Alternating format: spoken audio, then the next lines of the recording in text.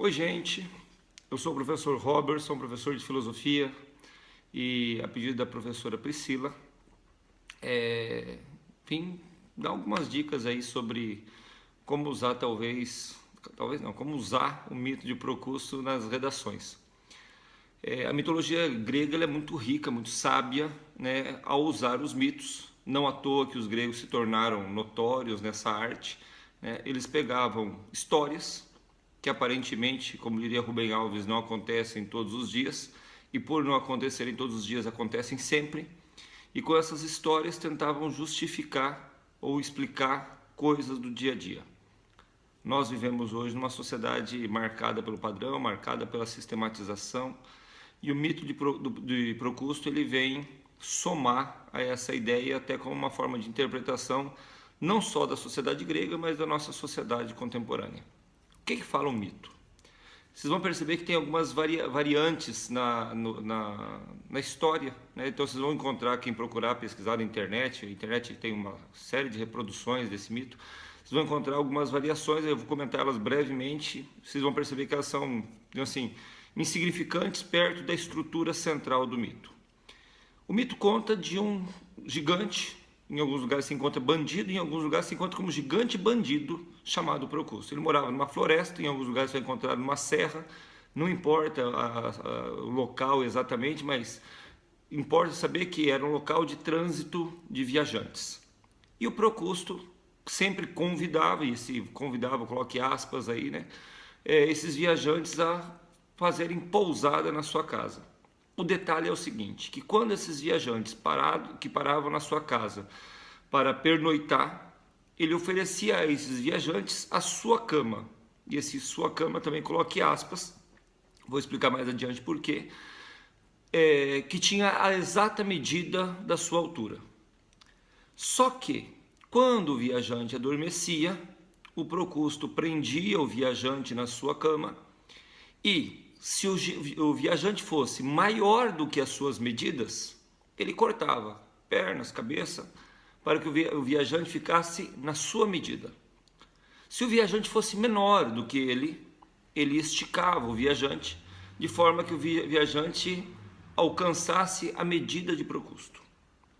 Pela história, você já percebe que o padrão a definir se a pessoa vai ser aumentado ou diminuído vai ser a medida de Procusto. E daí vem a parte central da história. Por que a parte central? Porque quando a gente olha para o mito, o que o mito quer discutir? Ele quer discutir exatamente essa situação de que nós olhamos para o outro a partir das nossas medidas.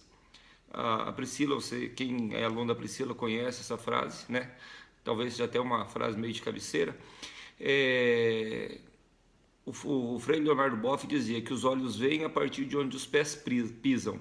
Se essa frase tem um ponto bonito de você falar assim, eu olho o mundo a partir da minha realidade, ela também pode ser um pouco dessa metodologia, vamos dizer assim, usada por Procusto. Por quê? Porque ele mede o mundo a partir dos seus olhos.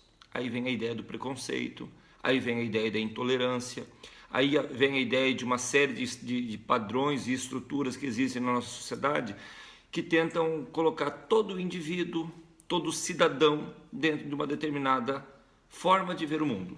Então, se nós temos isso como uma virtude, a gente tem que tomar cuidado porque toda moeda tem dois lados e a gente pode extrair daí também o problema do preconceito que existe na sociedade. Então, quando a gente fala do Procusto que mutila as pessoas, a gente pode ver nessa situação, por exemplo, as escolas.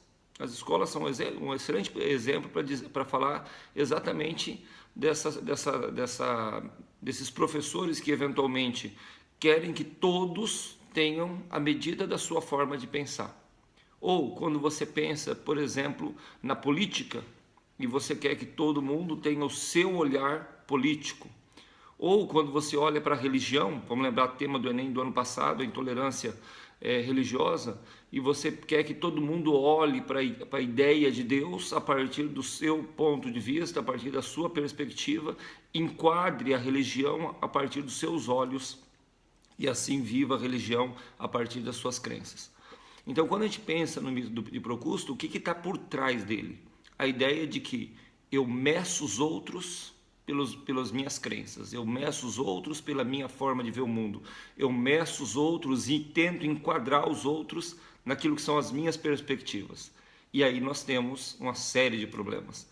Por quê? Porque nós somos diferentes e a beleza de ser homem é que você pode ser diferente, né? A beleza de você ser racional é que você pode fazer escolhas diferentes. A beleza de ser racional é a possibilidade de você estar vivendo de um modo e de repente perceber que você pode ser melhor, você não precisa se resignar àquilo que é proposto para você.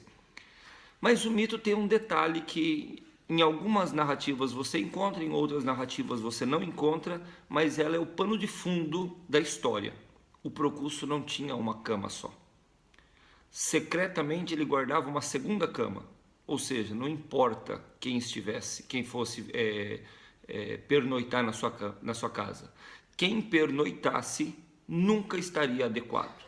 E aí nós temos um outro detalhe do mito, que é justamente você pensar que não existe pessoa perfeita como você.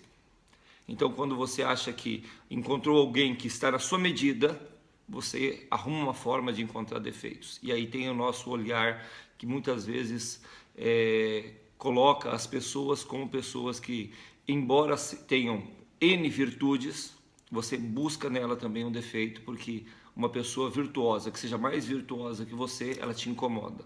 Então a ideia da intolerância, ela não é só a gente enquadrar as pessoas naquilo que é o nosso modo de ver o mundo, mas também quando eu encontro alguém que se enquadre naquilo que eu penso, às vezes ainda assim eu busco nela defeitos, problemas, até para mutilar e para mostrar para ela que ela não é tão perfeita quanto você é. Então o mito ele tem esse viés, né, de não haver ninguém perfeito como você.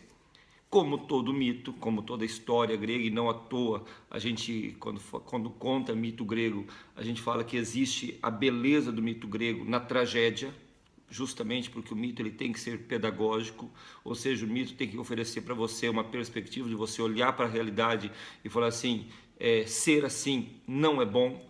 O mito termina com a morte de Procusto. Quem mata Procusto é Teseu, e o detalhe, Teseu mata Procusto justamente na cama de Procusto. Ou seja, o Teseu mata Procusto colocando ele na sua própria cama e mutilando ele também.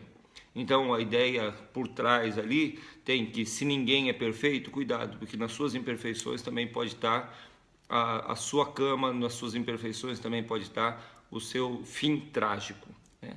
A gente, quando olha para o mito de Procusto, a gente tem que, e não podemos nos furtar isso, a gente tem que lembrar que ao longo da história, sobretudo no período medieval, um período marcado por torturas, um período marcado pelo uso de técnicas de tortura, nós tivemos o desenvolvimento de máquinas de tortura baseadas na cama de Procusto, ou seja, pessoas que eram esticadas ou pessoas que eram mutiladas por técnicas usadas a partir da cama de Procusto. Para nós, na nossa sociedade, o que vale a gente observar é que a cama de Procusto não ficou como uma técnica medieval.